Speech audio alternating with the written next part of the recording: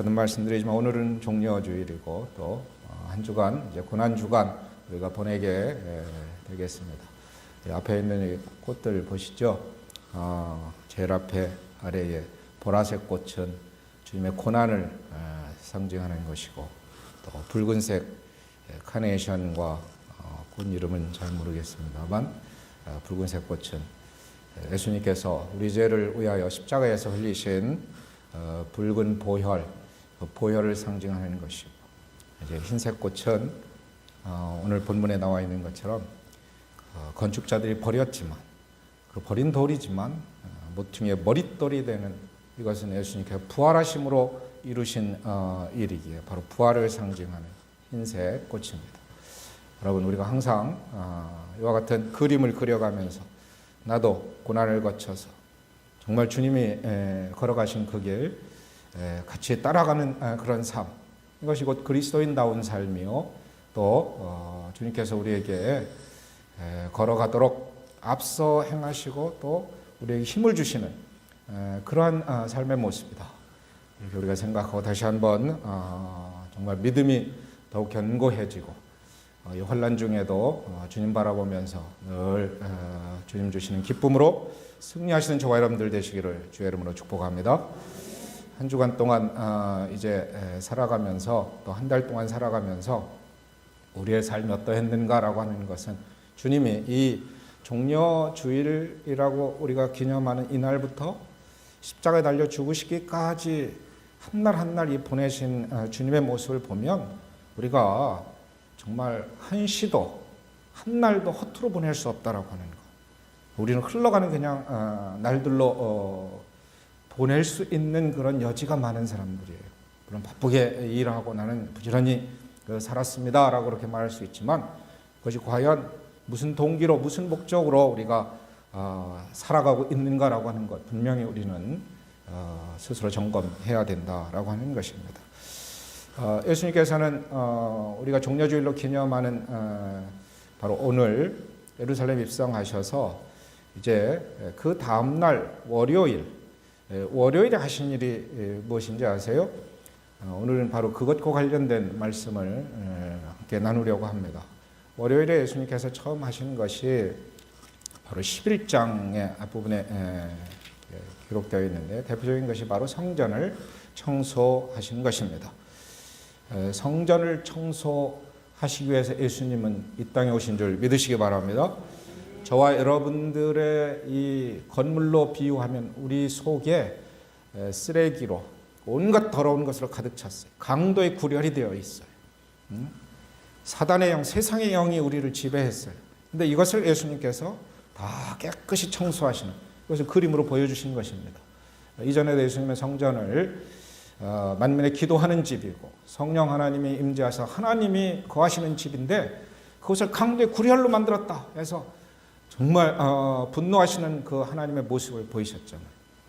종려주일에 예루살렘에 올라가서 이렇게 하신 것이 또 이 성전을 청소하신 일이다. 이 사건 이후에 바로 그래서 성전 지도자들, 당대의 종교 지도자들, 유대교 지도자들이라고 할 수 있는 사람들과 아주 날카롭게, 이전에도 부딪혔지만 더욱 날카롭게 이제 충돌을 하게 되는 것입니다. 그래서 이 성전 지도자들인 대제사장이나 서기관이나 이 장로들이 예수님을 죽이고자 호시탐탐 기회를 계속 엿보고 있는 그런 상황이에요. 사실 가룟 유다의 배신으로 예수님께서 죽으신 것으로 우리는 생각하지만, 설령 가룟 유다의 배신이 없었다 하더라도 이 성전 지도자들에 의해서 예수님은 어떤 모양으로든지 죽임을 당했을 것이다, 이렇게 보는 것이 옳아요. 예수님은 이미 예루살렘에 올라오실 때 죽음을 각오하고 계셨었고, 이 죽음의 길로 한 발자국 한 발자국 지금 걸어가고 계시는 중이다.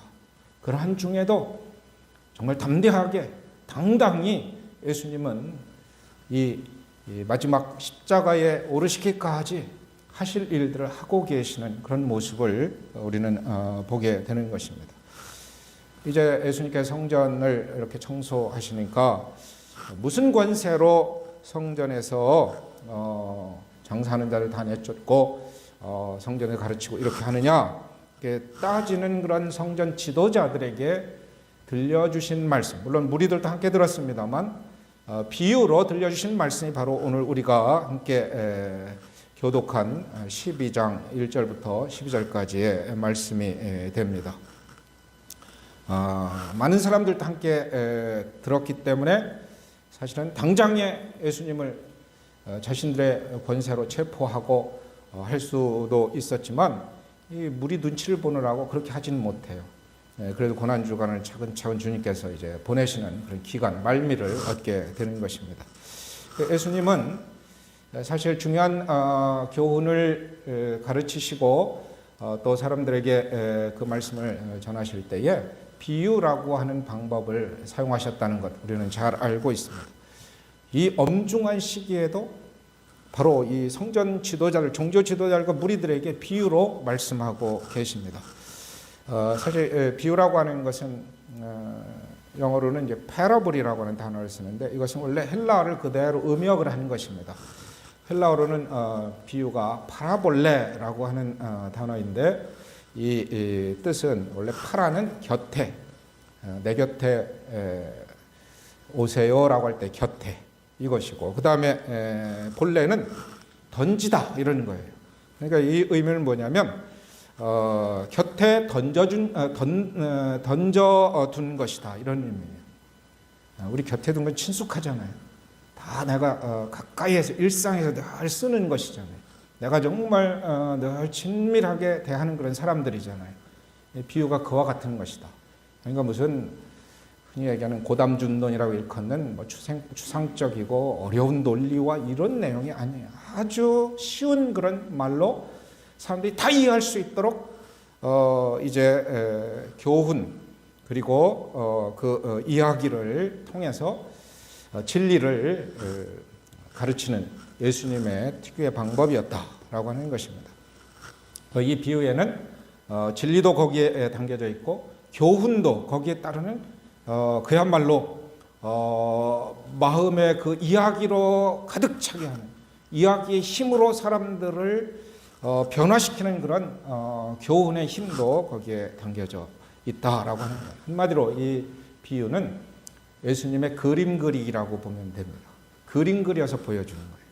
제가 지난 주간에 38년 만에 신학대학원 은사 교수님을 찾아뵙고 인사드리고 식사 대접하고 이렇게 했는데 이 교수님 보고 깜짝 놀랐어요.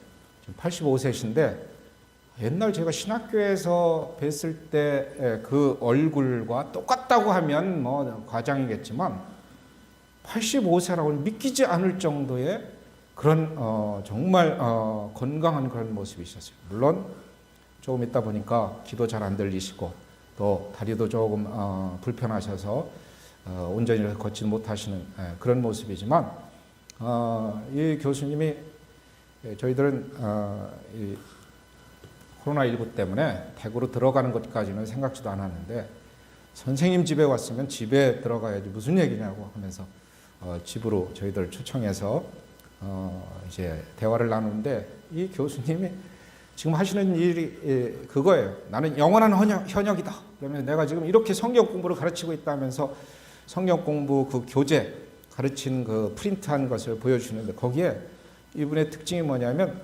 그림을 다 그려서 그림으로 설명하는 거였어요. 이분이 신학교 교수까지 하신 분이고 그런 분인데 이제 교수님 얘기가 그런 이야기였어요. 내가 나이 들어 보니까 쉽게 가르치고 쉽게 설교해야 된다. 제가 굉장히 좀 반성을 많이 하게 됐는데, 그래서 특히 나이 든 나 같은 사람들에게는 아주 쉽게 이렇게 그림 같은 것으로 보여줘야지, 그거 뭐 이런저런 원어 이야기하고, 제가 조금 전에 파라볼레 얘기했습니다만 그렇게 해봐야 다 소용없다 이런 얘기를 하셨어요. 예수님도 물론 때로는 굉장히 어렵고 정말 깊은 그런 교훈도 하셨어요. 그러나 이렇게 쉬운 언어로 이렇게 말씀하고 계시다라고 하는 것. 그래서 오늘 이 비유를 통해서 주님께서 그 당대의 종교 지도자들과 무리들 그리고 우리들에게 주시는 그러한 진리와 교훈이 무엇인가라고 하는 것 오늘 살펴보려고 하는 것입니다. 첫째로 오늘 본문 이것은 원래 제목이 악한 포도원 농부의 비유다 이렇게 표현하기도 하고 악한 소작인 포도원 소작인 비유다 이렇게 표현하기도 해요. 그러나 물론 이렇게 이름을 붙이는 것이 오랜 이제 전통의 관습이지만 저는 오늘 우리가 초점을 물론 맞춰야 될 것은 오늘 설교 제목에 있어요. 곧 그의 사랑하는 아들이라. 그의 사랑하는 아들을 파송하신 비유. 뭐 이렇게 뭐 해도 보내신 비유.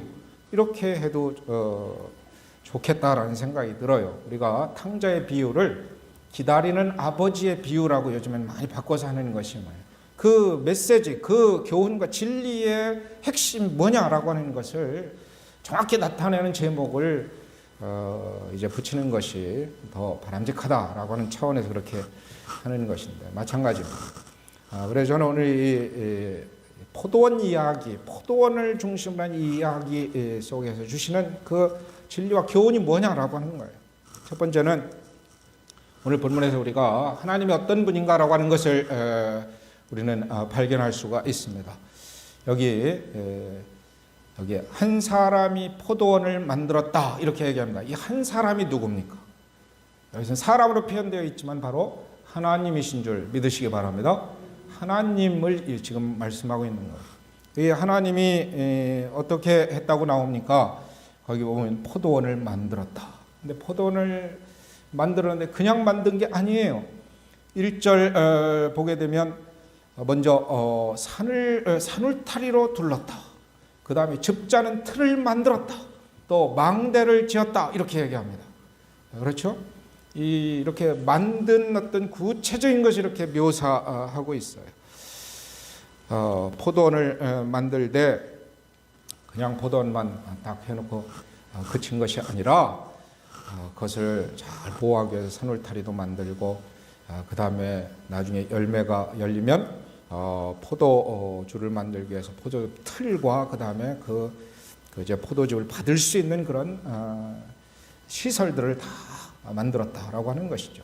또 다른 도둑이나 이 포도원을 해칠 만한 짐승이나 이런 것들을 이제 방지하기 위해서 망대까지도 다 만드셨다라고 하는 것이죠. 사실 여기 이제 포도원을 만들었을 때 가장 핵심 포도잖아요. 포도에 대한 자세한 설명은 안 나오는데 이 비유의 배경에는 구약 성경에 하나님께서 이스라엘을 향해서 소위 얘기하는 내가 너희들을 포도원처럼 내가 조성하고 내가 너희들을 지키고 너희들을 정말 열매 맺기를 기다렸다라고 하는 그 이야기가 계속해서 나와요. 그 이야기가 배경에 있는 것입니다. 우리가 시편에 보게 되면 시편 80편에 8절에 이런 말씀이 있습니다. 주께서 한 포도나무를 애굽에서 가져다가 열방을 쫓아내시고 이를 심으셨나이다. 바로 애굽에서 노예살이하던 이스라엘 백성들을 하나님께서는 포도나무로 비유해서 그들을 이제 가져다가 열방을 쫓아내고 이를 심었다. 어디에? 가나안 땅에 심었다. 이렇게 이제 표현하고 있는 것입니다. 하나님이 조성하신 하나님이 다스리시는 하나님이 왕이신 나라, 하나님이 선택한 민족, 바로 이스라엘이라고 하는 것을 표현한 그런 것이죠. 이걸 아주 상세하게 다시 한번 하나님이 이렇게 하셨다라고 하는 예수님의 이런 심정을 담아서 그야말로 사자우를 토하듯이 이스라엘 백성들에게 선포한 선지자가 있는데 바로 이사야 선지자가 그렇게 한 것을 보게 됩니다. 이사야 5장을 보게 되면 1절부터 4절에 이런 말씀이 나옵니다. 내가 나의 사랑하는 자를 위하여 노래하되 나의 사랑하는 자의 포도원을 노래하리라. 나의 사랑하는 자에게 포도원이 있으며 심히 기름진 사내로다. 땅을 파서 돌을 제하고 흑상품 포도나무를 심었었도다. 그 중에 망대를 세웠고 그 안에 술틀을 팠었도다. 좋은 포도 맺기를 바랐더니 들포도를 맺혔도다.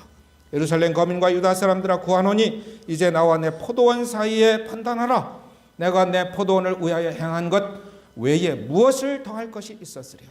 내가 좋은 포도 맺기를 기다렸거늘 들 포도를 맺힘은 어찌민고. 사실 예수님이 하신 이 비유의 메시지가 여기 다 담겨져 있어요. 얼마나 완벽한 포도원을 만들어 줬느냐. 포도나무도 뭐예요? 극상품 포도나무. 그러니까 여러분 포도나무 포도 중에 여러분들 가장 좋아하는 가장 맛있게 먹은 포도가 뭡니까? 거봉포도입니까? 뭐예요? 저는 이름 잘 모르겠는데 요즘에 뭐예요? 그 청포도 같이 나오는 샤인머스켓인가요? 뭐 저는 아직 먹어보진 못했는데 전에 은퇴하신 목사님 그 명절에 인사드리러 가러 선물 과일을 사려고 딱 하는데 그게 얼마나 비싸든지 주춤주춤해서 이게 쉽게 사지질 않을 정도로 비싸더라고요. 상당히 비싸게 나오던데 맛이 궁금하긴 해요. 극상품 포도나무, 그것보다 아마 더 나은 포도나무. 이 포도의 주산지가 원래 지중해성 기후 지대잖아요. 이렇게 햇볕이 많이 비치고 물이 잘 빠지는 이렇게 언덕바지 이런 데다 심는 아주 극상품 포도나무. 가나안 땅이 그런 땅이었고 또 포도 나무 자체도 최고의 품종으로 여겨서 심었다라고 하는 것이죠. 그러면서 다 이런 시설들을 아주 상세하게 이사야 선지자는 이야기를 하잖아요. 기름진 산에다가 이 포도원을 포도원을 마련했고 땅을 파서 돌을 제하고 그걸 심었다. 다 개간하고 수고를 얼마나 많이 들였는지 모른다라고 하는 것이죠. 그 중에 망대도 세우고 술틀을 파고 이렇게 했다라고 하는 거예요. 이것을 통해서 보여주는 게 뭐예요? 하나님이 이렇게 풍성한 은혜를 주셨다라고 하는 거예요. 넉넉한 하나님, 참으로 관대하신 하나님이 이렇게 너희들을 대우했다라고 하는 것이에요. 저와 여러분들을 그렇게 대우하신 줄 믿으시기 바랍니다. 감사하시기 바랍니다. 하나님 이러시는 분이에요. 부족함이 하나도 없이 정말 아낌없이 정성을 다해서 이것을 다 만들어서 어떻게 했다고요? 거저주셨다. 아멘. 거저주신 하나님이에요.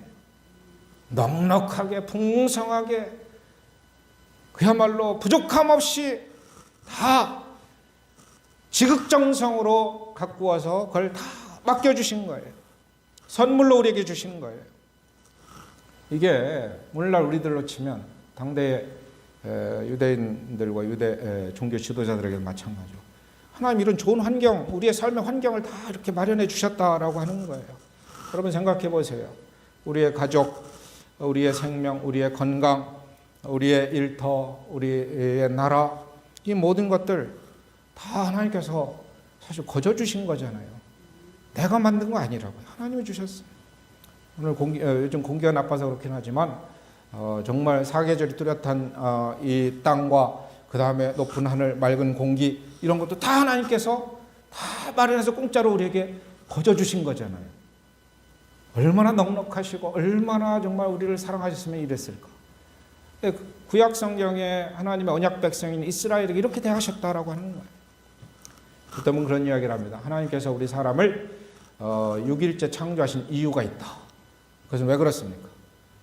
사람을 먼저 창조했다든지 그러면 사람이 황무지에서 막 땅과 하늘이 완전히 뒤엉킨 이런 상황 속에서 숨도 못 쉬었을 것이다. 아마 창조 때부터 마스크를 다 썼어야 했을지도 모른다. 여섯째 날에 사람을 창조하신 것은 완벽하게 모든 것을 다 갖추어주고 거기에다 또 에덴 동산까지 마련해서 거기에 지어서 이끌어서 깨어나 보니까 뭐예요? 와, 에덴이구나. 행복 동산이구나. 이렇게 된 거라는 거예요. 아낌없이 넉넉하게 주시는 이 하나님이라고 하는 것은 오늘 예수님은 이 비유를 통해서 이야기하고 있는 것이죠.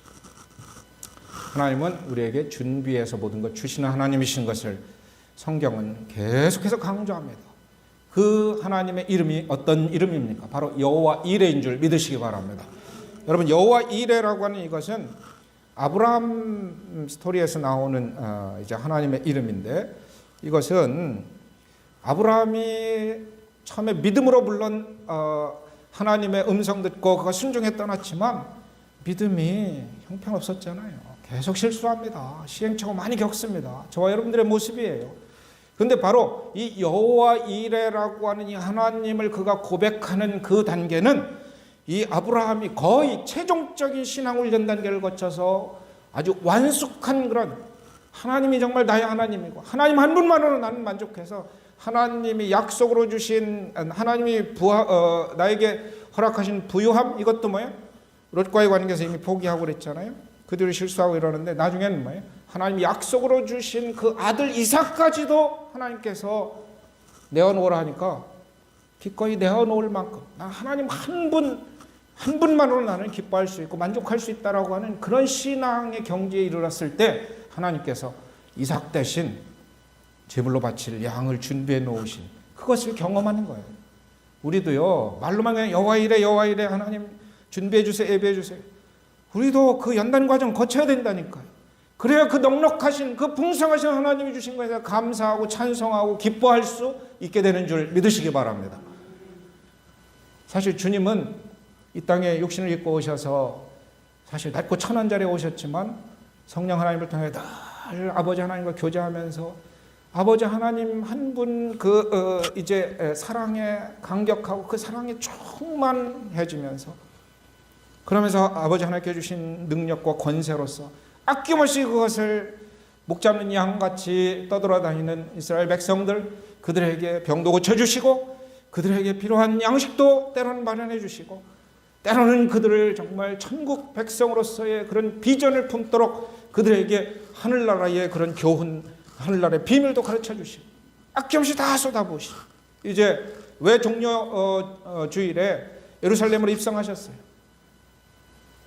자신의 몸까지도 희생제물로 드리시기 위해서 여기 올라오신 거예요. 그런데 종교 지도자들은 뭐예요? 예수님 어떻게 하면 잡아 죽일까? 이렇게 생각하고 있는 거예요. 여러분들에게 감사가 있습니까? 여러분들에게 하나님이 넉넉하게 주셨다라고 하는 그런 만족함이 있습니까? 자족함이 있습니까? 오늘날 우리 사회 이게 땅 투기 문제 때문에 엄청난 몸살을 앓고 있는데, 이거를 사람들은 뭐 정치가 잘못했다고 하는데, 우리 그리스도인은 그렇게 보는 관점을 넘어서야 돼요. 그런 측면이 있다고 하면 그것을 그대로 사실로 이해를 하더라도 거기서 머물면 안 돼요. 결국은 저와 여러분, 이 땅에 사는 사람의 탐욕 때문에 이런 일이 벌어진 거예요. 끝없는 탐욕, 완전히 밑바닥 없는 그런 무적행 같은 탐욕이 계속 삼키는 거예요. 계속 삼키는 거예요. 그러니까 청년들이 방 한 칸 마련하기 어려운 그런 상황이니까 결혼하기를 주저하게 되고, 정말 이제 결혼 정년기에 이른 가정의 부모들은 야, 이거 어떻게 하나 소가리를 하잖아요. 그렇다고 요즘엔 뭐 부모들하고 같이 살 수 있는 그런 세상 풍조도 아니고 따로 해야 되는데, 아니 방 한 칸에 수억씩 하게 되고 이런 상황인데 어떻게 청년들이 직장 생활하는 것도 고달프고 적응하기도 바쁜데 어떻게 그 어느 세월에 그거 마련하느냐라고 하는 거예요. 내 죄로소이다. 내 탐욕 때문에 그렇습니다. 하나님 앞에 정말 우리가 회개해야 될 그런 때라고 저는 봅니다. 이게 어제 오늘 이야기는 아니에요. 우리 그리스도인은 그래서 남다른 가치관과 세계관을 가지고 살아야 돼요.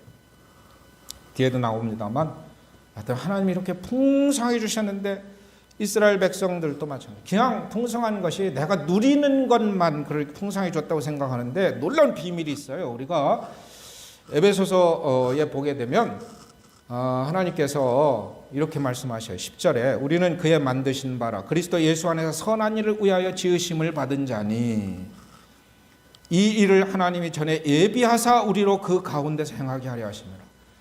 여러분, 우리는 내가 더 많이 가지면, 시간이 많이 남으면, 물질이 좀 더 여유가 있으면, 내가 재능이 그야말로 뛰어나고 이러면 얼마나 나는 사람들을 위해서 봉사도 하고 선한 일을 하겠다. 아니거든요. 성경에 보면 이미 우리에게 하나님께서 다 전에 이 선한 일을 위한 것들 다 예비하셨다고 말씀하고 있어요. 그래서 우리로 그 가운데서 바로 예수 안에서 행하도록 그렇게 다 마련해 놓으셨다, 이렇게 고백하는 것입니다. 바로 저와 여러분들은 하나님께서 넉넉하게 주신 것을 누릴 뿐만 아니라 왜 이스라엘 백성들을 택하셨어요?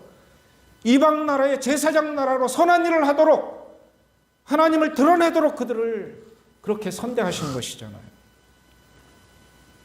그 선한 일을 다 예배해 놓으셨는데 당대 종교 지도자들은, 당대 백성들은 로마의 식민지 치하에서 먹을 끼니가 없어서 굶고 정말 고통스럽게 무거운 세금과 또 그야말로 신앙의 자유나 이런 것들도 제한도 받고 여러 가지 그런 어려운 환경 속에 있는데 이들은 그야말로 율법을 가지고 사람들을 판단하고 정죄하고 이러면서 호의호식 배두드리면서 자기들 이제 삶의 부요함만 추구했던 그런 자들이다라고 하는 거예요.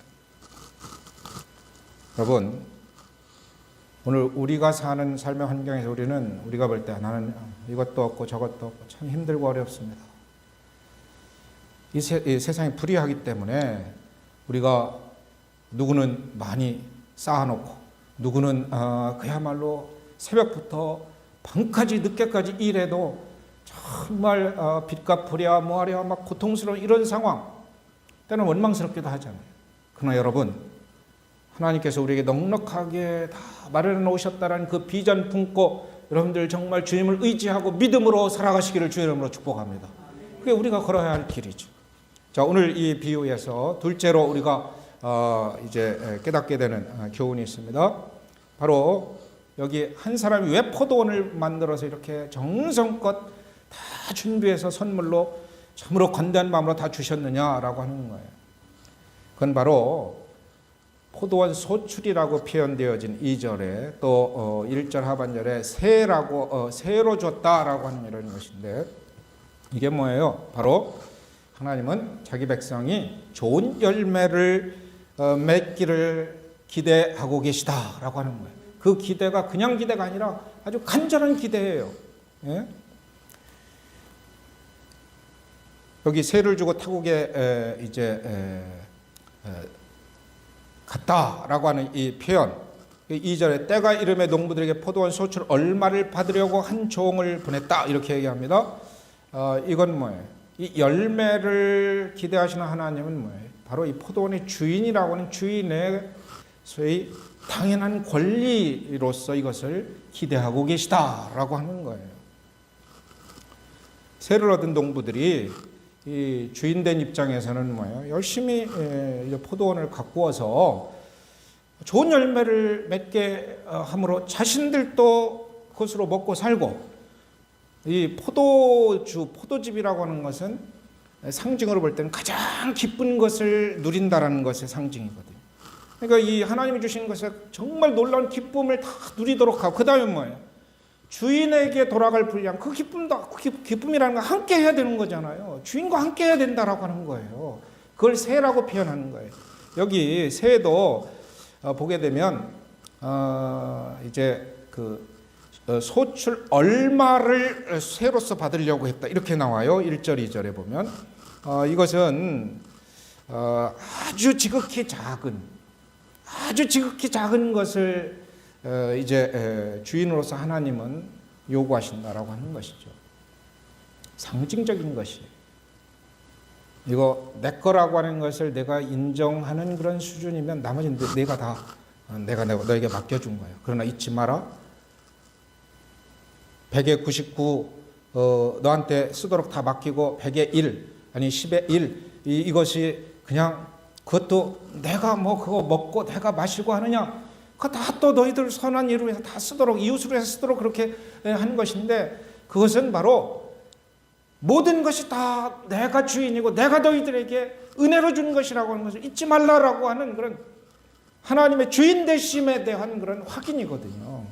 이것을 하나님께서 사실은 기대하셨던 것이죠. 근데 이스라엘은, 이 종교 지도자들은 어떻게 했어요? 이걸 완전히 다 그냥 망쳐놔가지고 이 극상품 포도나무가 들포도, 신포도를 맺히는 그런 포도나무로 완전히 전락해버렸다. 저희 교회 처음 시작할 때 이 화단에 제가 포도나무를 심었었어요. 포도나무 심으면 지금은 잘라내서 없어졌는데, 잘 몰라서 그래요. 포도나무는 가지를 잘라주고 그 다음에 껍질을 매년 벗겨줘야 된대요. 껍질을 벗겨주지 않으면 그 다음에 뭐요? 전년도에는 포도 알이 굉장히 굵었는데 그 다음에만 포도가 그냥 완전히 이거는 무슨 머루알만도 못하게 그렇게 포도알이 그냥 오종종하게, 충청도 사투리로 오종종하다는 거예요. 아주 볼품없이 그야말로 상품 가치나 먹을 가치도 없는 그런 것을 열린다라고 하는 거예요. 이스라엘 백성들이 열매를 극상품 포도나무로 심어놓고 그걸 기대했는데 들포도를 맺힌 거예요. 아까 이사야 선지자 그렇게 얘기하고 있잖아요. 열매를 맺어야 되거든요. 예수님께서도 요한복음 15장에서 포도나무 비유를 말씀하시면서 그 비유의 핵심이 무엇입니까? 열매 맺어야 된다라고 하는 거죠. 내가 참 포도나무요 내 아버지는 그 농부라. 물은 내게 있어 과실을 맺지 아니하는 가지는 아버지께서 이를 제해버리시고 물을 과실을 맺는 가지는 더 과실을 맺게 하려 하여 이를 깨끗게 하시느니라. 과실 열매를 맺어야 된다라고 하는 거예요. 이사야 선지자도 좋은 포도 맺기를 바랐다 이렇게 말합니다. 내가 좋은 포도 맺기를 기다렸다 이렇게 표현하고 있습니다. 이게 바로 하나님이 이런 기다린다라고 하는 것은 기대감을 갖고 간절한 마음으로 정말 내가 이렇게 수고해서 정말 값없이 다 선물로 주었지만 그래도 좋은 열매 맺는 그것을 바라고 계속 기다리셨는데 들포도를 맺고 신포도를 맺게 됐다라고 하는 것이죠. 여러분 요한도 침례 요한도 요단강에서 침례를 주면서 그 의식 자체가 중요한 게 아니라 메시지 핵심이 무엇입니까? 바로 회개에 합당한 열매를 맺으라. 아멘. 회개에 합당한 열매를 맺으라. 계속 우리가 개가 그 토했던 것 돼지가 씻다가 다시 더러운 것에 다시 그걸 정말 먹고 거기에 뒹구는 이런 삶이 돼서는 안 된다라고 하는 거예요. 여러분 무슨 열매를 맺고 계십니까? 성령의 9가지 열매가 여러분의 성품 가운데 맺히고 있습니까? 의의 열매가 여러분들에게 맺히고 있습니까? 거룩의 열매가 여러분의 삶에 맺히고 있습니까? 전도의 열매가 여러분의 삶에 맺히고 있습니까? 하나님 이렇게 기대하시고 있다라고 하는 거예요.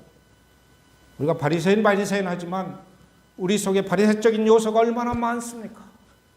저게 나다. 하나님 저게 내 모습이에요. 정말 나의 위선, 나의 이 정말 외식, 이 모습 주님 깨트려 주세요. 내 힘으로 안 됩니다. 성령 하나님께 나를 사로잡아 주세요. 나도 결단하고 나도 애쓰고 수고하겠습니다. 내 자유의지를 내 습관, 육신의 소욕을 따라 사는 것이 아니라 이제 성령의 소욕을 따라서 열매를 맺는 주님께서 기대하시는 극상품 포도나무의 그 열매를 맺는 삶을 살겠습니다. 이런 고백이 여러분들에게 있습니까? 그런 결단이 여러분들에게 있습니까? 이 고난주간 여러분들 어떻게 보내실 거예요? 제가 사순절 특별히 이번 40일 기간 중에 다른 거 하지 않았어요. 여러분들이 매일 저녁 기도회 참석도 하고 계시고 또 매일 큐티도 나누고 계시고 하기 때문에 여러분들을 막 그냥 이 코로나19 상황 힘들고 어려운 상황에서 무슨 종교적 의무와 멍해를 막 메워주는 것처럼 그래서 거기 참여하지 못하고 이러면 무슨 부담감 느끼고 죄책감 느끼고 이럴까봐 하지 않았습니다만 그러나 여러분 이 고난주간과 이제 부활주를 맞으면서 최소한 올 1월부터 이 기간까지 내가 무슨 열매를 맺고 있는지 한번 점검을 해봐야 돼요. 내 성품에 우리가 복음 암송하고 고백하면 뭐합니까? 내 속에 여전히 두려움이 있고 여전히 내가 누구를 미워하거나 미워하는 것 처리도 하지 않고 있고 사람을 대면대면이 대하고 이러고 있다면 그 복음 암송하고 복음 내가 다른 사람이 전하는데 무슨 소용이 있어요?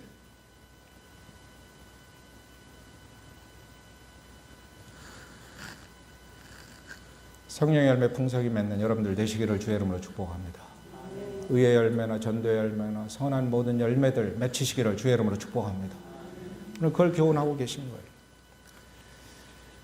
이런 상황인데 오늘 본문에서 사실 예수님께서 뼈 때리는 교훈, 이건 핵심은 이게 반전이 일어납니다. 이렇게 하셨는데 어떻게 했어요? 보세요. 소출 얼마를 받으려고 한 종을 보냈어요. 2절부터. 그런데 3절부터 이제는 아주 적나라한 이 포도원 이제 소작인들, 포도원 농부들의 그런 모습이 드러납니다. 어떻게 하고 있습니까? 종을 잡아 심히 때리고 보냈다. 빈손으로 보냈다. 또 다시 다른 종을 보내니 그의 머리에 상처를 내고 능욕하였다. 점점 이제 강도가 세집니다. 더 완악해집니다. 아주 치명적인 그런 해를 입힙니다. 누구에게? 하나님이 보내신 그 세를 받으려고 하는 그야말로 열매 소출 얼마 조금 받으려고 하는 그런 자들, 바로 선지자들이라든지 하나님의 종들을 이들이 이렇게 핍박하고 죽이고 이렇게 했다라고 하는 거예요. 그래서 또 다른 종을 보냈다. 1차, 2차, 3차. 이게요, 예수님께서 이 비유를 통해서 이스라엘 역사 전체를 압축해서 표현한 거예요. 구약 전체를 압축해서 이 비유에 담아놓은 거예요. 굉장히 놀라운, 이게 예수님만이 하실 수 있는 이 구속사에 대한 관점과 뚜렷한 그런, 그야말로 그 역사의 현실이나 이런 것들을 정확히 파악하고 이 비유, 간단한 이야기 속에 이걸 다 담아내는 거예요. 바로 이스라엘 민족 너희들이 이랬다. 이게 오늘날 인간의 모습이기도 해요. 인류 역사의 모습이기도 하죠. 끊임없이 하나님의 사람들, 복음 전도자들, 선교사를 보냈지만 그들 잡아 죽이고 투옥하고 핍박하고 그러고 있다라고 하는 거예요. 저와 여러분들은 참으로 그 종들에게 소출 얼마를 준 자들이라고 하는 것을 감사하시기 바랍니다. 그러나 이 이스라엘 백성, 이 종교 지도자들, 특별히 이들은 어떻게 합니까? 이렇게 계속 때리고 빈손으로 보내고 완전히 능욕, 모욕까지 하고 이렇게 하니까 이제는 죽이기까지 하잖아요. 5절에 보면. 그래서 또 그에 많은 종들도 더러는 때리고 더러는 죽인지라. 죽는 게 다반사가 됐어요. 맞는 게 다반사가 돼버렸어요. 그러면서 이제 말씀하십니다. 이제 한 사람이 남았으니. 앞에도요, 한 사람이 포도원을 만들었다 이렇게 해놨는데 이게 하나님인데 여기 또 한 사람이라고 했어요. 이 한 사람은 바로 하나님이신 예수님, 하나님의 아들이신 예수님을 이렇게 표현해요. 참 기가 막힌, 정말 저는 이 한 사람 전에 읽을 때는 이 한 사람이 남았다 할 때 이거 예수님이구나 이렇게 했는데, 아, 예수님이 하나님이라고 하는 것을 이 앞에 한 사람이 포도를 만들었다 이게 하나님 아버지라고 한다면, 또 당신 스스로를 지칭하는 것도 한 사람이라고 표현하는 것을 통해 내가 하나님이다, 내가 너희들을 살리기 위해서 너희들의 소출을 이제 얼마를 구하기 위해서 보냄받은 하나님의 아들 메시아 그리스도다라고 하는 것을 이렇게 표현하는 거예요. 얼마나 예수님은 진리에 그야말로 정통한, 그러나 자기 자신을 정확하게 표현하고 드러내는 그런 분이신가. 할렐루야. 여러분, 그래서 예수님을 가까이 하고 예수님을 아시면 진리를 우리가 아주 명민하게 깨달을 수 있어요. 다른 책 여러분들 많이 경건사적 읽는 것도 좋지만 성경 열심히 읽으세요. 성경 묵상하세요. 성경 소리내서 읽고, 그래서 거기서 성령 깨닫게 하신 걸 통해서 무릎을 치시라고요. 아하, 이런 뜻이구나 하면서 그 말씀 때문에 즐거워하고 기뻐하고 꿀송이처럼 단 그 말씀 받으면서 그 말씀 가지고 정말 하나님의 사람으로서 내 정체성을 확실히 하고 다른 사람에게도 성경의 진리를 그야말로 단 한마디 한 문장으로도 말씀을 전할 수 있는 그런 사람이 되시기를 바랍니다. 저도 그런 사람이 됐으면 좋겠어요. 말 복잡하게 할 것 없이. 여러분, 오늘 여기 이렇게 하는 모습은 뭐예요? 우리 인간이 얼마나 이기적이고 얼마나 자기중심적이면서 그 다음에 뭐예요? 착각하고 있어요. 나는 지금 청지기로서 지혜롭고 선하게 살아야 되는데, 포도원을 잘 관리해야 되는데 이게 내 거다라고 하는 음모를 꾸며요. 다 죽여요. 빈손으로 돌려보내요. 거역하는 인간, 하나님께 불순종하는 인간의 모습이 여기에 다 그대로 담겨져 있는 거예요. 당대 이스라엘 종교 지도자들도 예수님을 예수님으로 하나님의 아들로 그들은 보지 못하고 계속 거역하고 있어서 내가 왔는데 나까지 너희들 이제 죽이려고 하지 않느냐, 이 말씀을 지금 하시는 거예요. 예? 점점 그야말로 강도가 세어진 그것으로 그야말로 사람 죽이고 사람 이제 빈손으로 되돌려 보내는 그 하나님의 사람들, 하나님의 종. 보다 못해서 여기 마지막 어떻게 했다고요? 하나님께서 오늘 이 비유의 핵심 바로 아들을 보내셨다. 할렐루야. 그 아들이 지금 너희들 손에 죽고, 이제는 죽고 난 뒤에 이제는 어떻게 돼? 완전히 오늘 본문에 보면 뭐라고 되어 있습니까? 이제 한 사람이 남았으니 곧 그가 사랑하는 아들이라 최후로 이를 보냈다, 이렇게 얘기합니다. 하나님이 인내하시고 참고 참으시다가 마지막에 보내신 거거든요. 이제 아들 보내면 존대하겠지, 아들 내가 설마 종들하고는 다르겠지 이러면서 그야말로 그 아픈 마음, 이제는 쓰라린 마음, 심판을 그야말로 하셔야 되는데도 그걸 유보하시고 끝까지 참으시다가 아들을 보내신 거거든요. 그런데 어떻게 합니까? 7절에 보면 그 농부들이 서로 말하되 이는 상속자니 자 죽이자. 그러면 그 유산이 우리의 것이 되리라. 그러면서 어떻게 했어요? 이에 잡아 죽여 포도원 밖에 내던졌느니라. 여러분, 주님은 당신이 지금 죽을 것을 알고 있잖아요. 우리는 죽음을 물론 내가 어떤 경우는 얼마 못 삽니다 이런 선고를 받기도 하지만 대부분은 죽을 줄 모르다가 그렇게 하는 거예요. 예수님은 당신이 죽을 줄 알고 계셔요. 얼마나 고통스러우시겠어요. 그런데 이 말씀을 지금 하시는 거예요.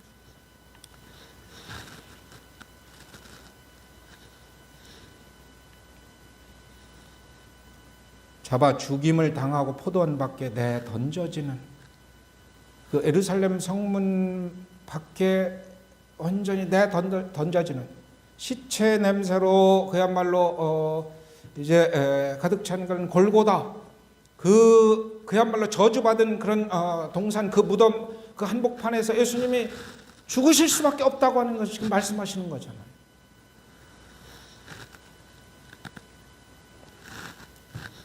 그런데도 하나님께서는 이 아들을 보내셨다라고 하는 거예요. 존대하리라고 했지만 하나님 왜 모르셨겠어요? 아들도 결국은 죽겠구나. 와서 예수님과 친밀한 교제 속에 뭐예요? 내 뜻은 내가 십자가에 죽어야 되는 거다. 안 되겠다. 너도 지금 존대는커녕 너 지금 살기등등한 바리새인들 종교 지도자들한테 너 어떻게 하면 죽일까 지금 계속 너 호시탐탐 누리고 있는 거 너 알지 않느냐? 내가 죽을 수밖에 없다. 내가 죽을 수 있겠느냐?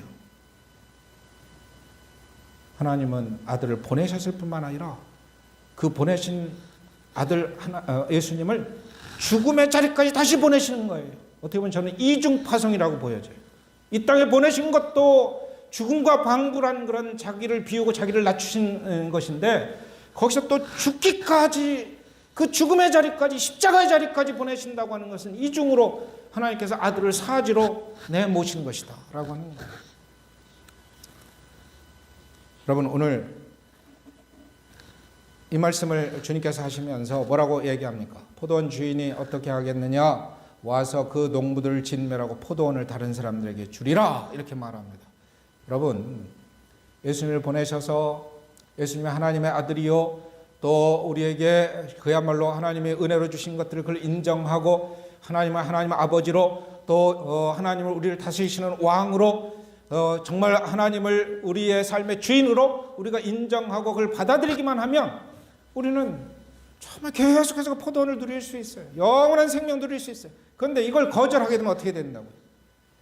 심판이 임한다라고 하는 거예요. 포도원이 다른 이제 사람들에게 옮겨진다라고 하는 거예요. 여러분, 유대인들이 이렇게 해서 우리에게 포도원이 옮겨진 거예요. 그래서 우리는 지금 복음의 빚진 자로서 예수님의 이 죽으심으로 인한 구원의 은혜를 입은 자로서 이제는 유대인들, 이스라엘 사람들도 지금 우리가 전도하고, 우리가 정재석 선교사님 여러분들 기도 얼마나 하십니까? 모르겠어요. 제가 선교 편지나 이런 걸 여러분들에게 광고하거나 또 단톡에 올리면 정말 그거 붙잡고 기도하는 분이 많기를 바랍니다.